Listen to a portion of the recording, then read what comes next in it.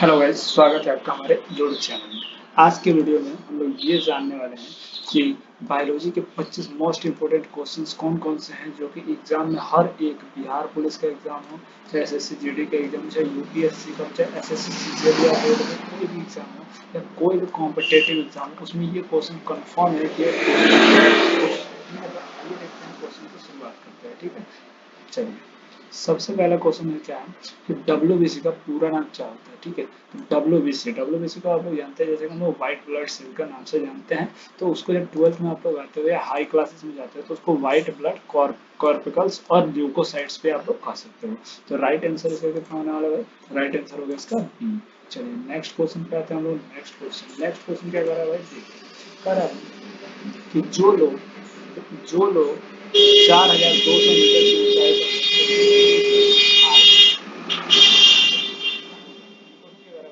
जो लोग 4,200 मीटर की ऊंचाई पर होते हैं उनका आरबीसी में कितने प्रतिशत की वृद्धि हो जाती है। तो देखिए इसका आंसर आप लोग सॉल्व से सुनिए। उनके स्थानों पर शरीर में कम कम इसलिए शरीर खुद को अनुकूलित करने के लिए लाल रक्त की संख्या क्या कर देता है भाई, बढ़ा देता है। ठीक है, जब कोई व्यक्ति 42 मीटर की ऊंचाई पर रहता है तो आरबीसी में लगभग 30 से 40% तक वृद्धि देखी जा सकती है। यह वृद्धि व्यक्ति की उम्र, फिटनेस और हाँ तो देखिए करा भाई, यह वृद्धि उम्र, फिटनेस और समय की अवधि पर निर्भर करती है कि वह कितने समय तक ऊंचाई पर रहता है। देखो कि इसमें अगर हम लोग को वृद्धि जानना है तो कितना वृद्धि करेगा, ठीक है, उसके लिए हम लोग को ये जानना होता है कितने समय तक वह ऊपर रह रहा है। देखिए इसके पीछे कुछ रीजंस भी बताए गए हैं, तो देखते हैं क्या रीजन। देखिए इसके पीछे कुछ कारण है। यहाँ वायुमंडलीय दाब कम हो जाता है जिससे ऑक्सीजन की मात्रा भी क्या होती है, घट जाती है।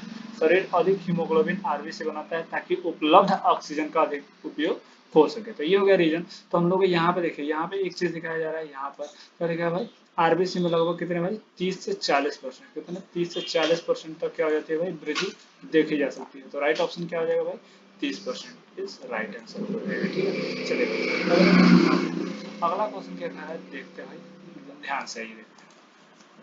कह रहा है भाई, सोते वक्त मनुष्य का आरबीसी कितने प्रतिशत कम हो जाता है। देखिए नॉर्मली ये बात है कि आरबीसी हम लोगों के शरीर में कम होता नहीं है, बट एक रीजन होता है कभी कभी कम भी हो जाता है आरबीसी। सोते वक्त की बात बोल रहे हैं, सोते वक्त आरबीसी हम लोग शरीर में नॉर्मली थोड़ा सा ही कम होता है। तो आइए देखते हैं, इसका सॉल्व देखते हैं। देखिए सोते समय मनुष्य के आरबीसी की संख्या में कोई खास कमी नहीं होती, जैसे कि मैंने बोला कोई भी इसमें कमी नहीं आती है। कुछ अध्ययनों में यह पाया गया है कि सोते समय आरबीसी की मात्रा में 5% तक की कमी, कितने आरबीसी की मात्रा में 5% तक की कमी हो सकती है। देखिए कितने 5% कमी है। तो राइट ऑप्शन क्या हो जाएगा भाई साहब, 5%, बी नंबर ऑप्शन करेक्ट हो जाने वाला है। लेकिन यह कमी इतनी महत्वपूर्ण नहीं है कि चिंता का विषय माना जाए। आरबीसी की संख्या शरीर में सामान्य रूप से बनी रहती है और सुनिश्चित से कोई बदलाव नहीं आता, मतलब इससे कोई हम लोगों को टेंशन लेने वाली बात नहीं है। ठीक है, चलिए अगला क्वेश्चन पे आते हैं जो कि क्वेश्चन नंबर 4 है। ठीक है, क्वेश्चन नंबर 4 कर रहा है कि आरबीसी की कब्र किसे कहा जाता है। जो आरबीसी का कब्र, कब्र यानी क्या होता है भाई, जैसे कि कब्र हो गया यानी आरबीसी कहाँ पे लास्टली रहता है, यानी सबसे अधिक समय तक, मतलब जहाँ पे मर जाता है आरबीसी। तो वो हो गया यकृत और पीला। यकृत और पीला दोनों को आरबीसी क्या कहा जाता है भाई, कब्र कहा जाता है। तो इसका आंसर हो जाएगा सी और वो दोनों। ठीक है, अगले क्वेश्चन पे आते हैं भाई। ये देखिए मोस्ट इंपोर्टेंट क्वेश्चन है, ये बहुत सारे एग्जामों में पूछा गया है। इसको आप लोग वीवीआई भी कह सकते हो, वीवीआई क्वेश्चन है ये वाला। कौन सी लाल रक्त कणिकाओं का जीवन काल कितना होता है। जो लाल रक्त कणिकाएं होती है उनका जीवन काल अगर आप लोग जानना चाहते हैं कितना होता है, तो उसका जीवन काल होता है 20 से 120 दिन। कितना हो सकता है सर जी, 20 से 120 दिन तक उसका जीवन काल होता है। किसका है, लाल रक्त कणिकाओं का। तो ये क्वेश्चन भी इंपॉर्टेंट हो सकता है आपके लिए। चलिए ये भी क्वेश्चन बहुत इंपॉर्टेंट है कि आरबीसी का पूरा नाम क्या है। ये भी कई एग्जाम्स में पूछे जा चुके हैं कि आरबीसी का पूरा नाम क्या है, आप लोग बताइए। तो देखिए जैसे कि आरबीसी का पूरा नाम होता है रेड ब्लड सेल। क्या होता है सर जी, रेड ब्लड सेल। उसी को हिंदी में आप लोग बोल सकते हैं लाल रक्त कणिकाएं, आरबीसी। आरबीसी होता है। ठीक है, आरबीसी होता है। आरबीसी यानी आर से रेड और बी से ब्लड और सी से सेल हो जाएगा। तो आरबीसी का फुल फॉर्म क्या हो जाएगा, आरबीसी का फुल फॉर्म क्या हो जाएगा, रेड ब्लड सेल। रेड यानी लाल और ब्लड यानी रक्त और सी यानी कंपोनेंट्स यानी कण। ठीक है, क्वेश्चन नंबर 7 पे आते हैं भाई। क्वेश्चन नंबर 7 क्या कर रहा है भाई? क्वेश्चन नंबर 7 देखते हैं ध्यान से। कह रहा है कि रुधिराणु को कितने भागों में विभक्त किया गया है? तो देखिए, रुधिराणु जो होता है, जिसको ब्लड सेल को मुख्यतः 3 भागों में बांटा गया है। सबसे पहला होता है, इसका सबसे पहला जो इंपॉर्टेंट भाग होता है वो होता है लाल रक्त कणिकाएं। क्या होती है? लाल रक्त कणिकाएं। जैसे कि ऊपर मैंने बताया था, लाल रक्त कणिकाएं आरबीसी होता है, ठीक है, और जिसको हम लोग इरेथ्रोसाइट्स के नाम से भी जानते हैं। और सेकंड जो इसका भाग होता है, सेकंड भाग इसका क्या होता है सर जी? श्वेत रक्त कणिका है, जिसको ल्यूकोसाइट्स कहते हैं। और लास्ट होता है प्लेटलेट्स यानी थ्रोम्बोसाइट्स कहते हैं। तो रुधिराणु कितने भागों में बांटा जा सकता है? 3 भागों में। तो आंसर बी हो जाएगा, 3 भागों में। चलिए अगला क्वेश्चन कहते हैं, रक्त का लगभग कितना प्रतिशत भाग प्लाज्मा होता है? नहीं देखो, रक्त किससे किससे मिलकर बना होता है? प्लाज्मा और जल से मिलकर बना होता है। तो वहीं पर कितना प्रतिशत में प्लाज्मा होता है? तो देखिए, इसमें 60% रक्त में क्या होता है सर जी? प्लाज्मा होता है। प्लाज्मा कितना प्रतिशत होता है? 60%। 40, बाकी 40% क्या होता है सर जी? जल होते हैं। और यही मिलकर कितना हो जाता है? 100% ब्लड बनाता है, ठीक है। चलिए भाई अगले क्वेश्चन पे आते हैं भाई। अगला क्वेश्चन देखिए, रक्त में कितने प्रकार के पदार्थ पाए जाते हैं? यानी जो रक्त होता है, हम लोग का ब्लड होता है, उसमें कितने प्रकार के पदार्थ पाए जाते हैं देखते हैं। तो लिखा है भाई, रक्त में मुख्यतः 2 प्रकार के पदार्थ पाए जाते हैं। कितने प्रकार के पदार्थ पाए जाते हैं सर जी? 2 प्रकार के पदार्थ पाए जाते हैं। कौन कौन से पाए जाते हैं? देखिए, पहला होता है प्लाज्मा और दूसरा होता है रक्त कोशिकाएं। पहला क्या होता है भाई? प्लाज्मा होता है। दूसरा क्या होता है? रक्त कोशिकाएं होता है। प्लाज्मा रक्त का तरल भाग है। प्लाज्मा क्या होता है? तरल भाग है, जिससे रक्त क्या करता है? मूव कर सकता है, जिसमें पानी, प्रोटीन, शर्करा और अन्य पदार्थ होते हैं। एंड कह रहा है, रक्त कोशिकाएं 3 प्रकार की होती है। पहला है लाल रक्त कोशिकाएं, जिसको आरबीसी, श्वेत रक्त कोशिकाएं और प्लेटलेट्स। देखिए, इसको बार बार मैं ऐसे इसलिए बता रहा हूँ कि ये बहुत ही इंपॉर्टेंट, ये सब चीजें हो सकती है। कोशिकाएं, रक्त कोशिकाएं 3 प्रकार की होती है, लाल रक्त कोशिकाएं, आरबीसी, डब्ल्यूबीसी और प्लेटलेट्स, ठीक है। तो रक्त में कितने प्रकार के पदार्थ पाए जाते हैं? तो आंसर क्या हो जाएगा? ए, यानी 2 प्रकार के पदार्थ पाए जाते हैं, ठीक है। अगले क्वेश्चन पे आते हैं। अगला क्वेश्चन क्या है?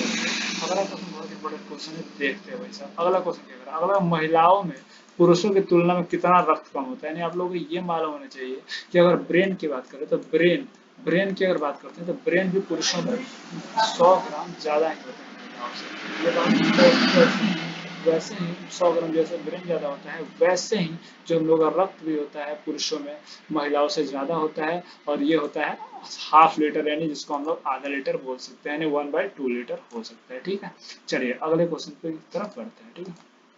अगला क्वेश्चन है कि एक वयस्क मनुष्य में औसतन कितना रक्त होता है? एक जो वयस्क मनुष्य होता है उसमें औसतन कितना रक्त होता है, इसको जानना है। वयस्क यानी हम लोग यानी 14, 15, 16, 17, 18 की एज के बच्चे में कितना होता है? तो ये हो गया भाई 5 से 6 लीटर। कितना होता है भाई? 5 से 6 लीटर इज राइट ऑप्शन हो जाएगा।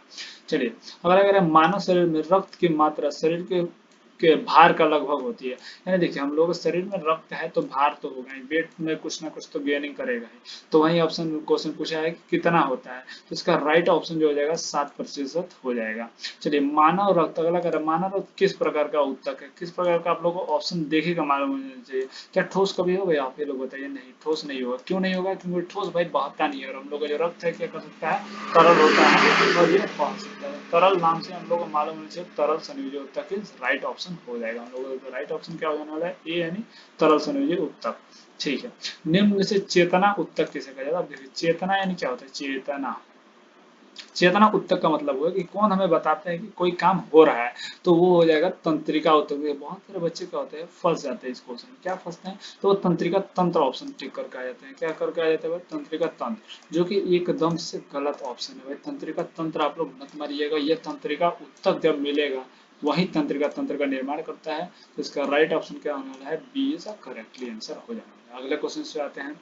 चलिए अगला क्वेश्चन देखिए। अगला क्वेश्चन क्या है भाई? अगला क्वेश्चन कह रहा है भाई, अगला क्वेश्चन, मानव शरीर में मांसपेशियों की संख्या कितनी होती है? जो मांसपेशी होती है हम लोग शरीर में, वो उसकी संख्या कितनी होती है? तो इसका राइट ऑप्शन हो जाएगा 639। कितना हो जाएगा सर जी? 639 मांसपेशी हम लोग के पूरे शरीर में पाई जाती है। पेशी उत्तक निम्न में से कौन है? ये क्वेश्चन कर रहा है भाई, पेशी उत्तक, पेशीय उत्तक। तो वो देखिए, जैसे कि अरेखित, रेखित, हृदय हृदय पेशी और उपरोक्त छवि। यानी ये जो तीनों हैं, तीनों जो हम लोग के उत्तक है, टिश्यू है, ये तीनों क्या होते हैं भाई? पेशी उत्तक होते हैं। इसका एग्जांपल आप लोग याद रखना, बहुत सारे एग्जाम्स में पूछा जाता है। अगला देखिए, भारत का सबसे बड़ा चिड़ियाघर कहाँ स्थित है? सबसे बड़ा चिड़ियाघर भारत का तो आप लोग जानते ही होंगे, कोलकाता में सबसे बड़ा चिड़ियाघर कहाँ पे है भाई? भारत का सबसे बड़ा चिड़ियाघर कोलकाता में। अगला क्वेश्चन देखिए। अगला क्वेश्चन बहुत इंपॉर्टेंट क्वेश्चन है। कह रहा है भाई, संघ का डेटा वगैरह हृदय का। देखिए ये क्वेश्चन जो है ना, वीवीआई कर लीजिए आप। वैक्यूम में लिखा है भाई संकार्डेटा के पक्षी वर्ग में हृदय कितना वेश्मी होता है। जैसे कि हम लोगों में भी हृदय कितना होता है, 4 ही होता है, वैसे ही संकार्डेटा के जो पक्षी वर्ग होते हैं उनमें भी हृदय कितना वेश्मी होता है भाई। वेश्मी यानी कितने कंपार्टमेंट में बटा होता है, तो हो गया 4 वेश्मी, यानी 4 कंपार्टमेंट्स में बटा होता है। अगला देखिए, संकार्डेटा के एम्फीबिया वर्ग में हृदय कितना वेश्मी होता है। संकार्डेटा का जो एम्फीबिया वर्ग होता है उसमें हृदय कितना वेश्मी होता है, तो इसका राइट ऑप्शन हो जाएगा 3 वेश्मी होता है। कितना होता है भाई, 3 वेश्मी होता है। किसमें भाई, एम्फीबिया वर्ग, नाम याद रखिएगा, एम्फीबिया वर्ग पूछा है यहाँ पर, और यहाँ पे क्या पूछा है भाई, पक्षी वर्ग, तो दोनों को भाई ध्यान रखिएगा, डाउट में मत जाइएगा। चलिए अगला क्वेश्चन, संकार्डेटा के पक्षी वर्ग का उदाहरण। संकार्डेटा के पक्षी वर्ग का कौन कौन सा उदाहरण है, तो आप लोग मालूम होने चाहिए, चाहे वो कौवा हो, चाहे वो मोर हो, चाहे वो चिड़िया हो, ये तीनों चीजें किसमें आती है भाई, उपरोक्त सभी। इसका डी ऑप्शन करेक्ट हो जाएगा। ये सब किसमें आते हैं भाई, संकार्डेटा के पक्षी वर्ग में आती है। और इन सब में जो हृदय होता है वो कितने कोष्ठकों में बटा होता है भाई, 4 कोष्ठकों में बटा होता है। तो ये बात आप लोगों को मालूम होनी चाहिए। चलिए अगला देखिए, अगला क्वेश्चन क्या कर रहा है भाई, संकार्डेटा का सरीसृप। सरीसृप यानी क्या होता है, आप लोग बताइए। सरीसृप, सरीसृप यानी जो रेंग के चलते हैं उन्हीं को सरीसृप बोला जाता है। सरीसृप क्या होता है, सरी जो रेंग के चलते हैं उन्हीं को क्या बोला जाता है, सरीसृप बोला जाता है। तो ये पूछ रहा है भाई उसका उदाहरण कौन सा है, तो देखिए जैसे छिपकली है, ये भी रेंग के चलते आप लोग देखते हैं। कछुआ है, ये भी रेंग के चलता है, भले पैर होता है तो क्या है, घड़ियाल है, ये भी रेंग के चलता है। तो हम लोग का राइट ऑप्शन क्या हो जाएगा, डी, यानी उपरोक्त सभी हो जाएगा राइट ऑप्शन इसका, तो डी हो जाएगा। चलिए 22 नंबर क्वेश्चन क्या था भाई, 22 नंबर क्वेश्चन क्या कर रहा है देखते हैं। मेढकों की टरटराहट वास्तव में किसके लिए पुकार होती है। जो मेढक है ना, उसकी जो टरटराहट होती है वो किसके लिए होती है, वास्तव में किसके लिए पुकार होती है। तो आइए इसका राइट ऑप्शन देखते हैं भाई। इसका राइट ऑप्शन क्या हो जाएगा भाई, इसका राइट ऑप्शन होता है मैथुन। मैथुन के लिए क्या होती है।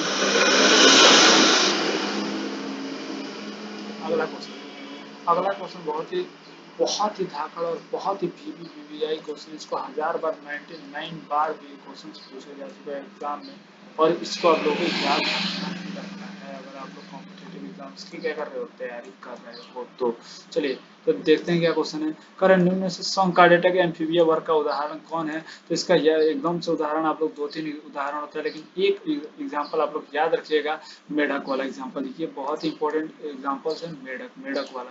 तो इसका राइट ऑप्शन हो जाएगा बी, मेढक हो जाएगा, ठीक है।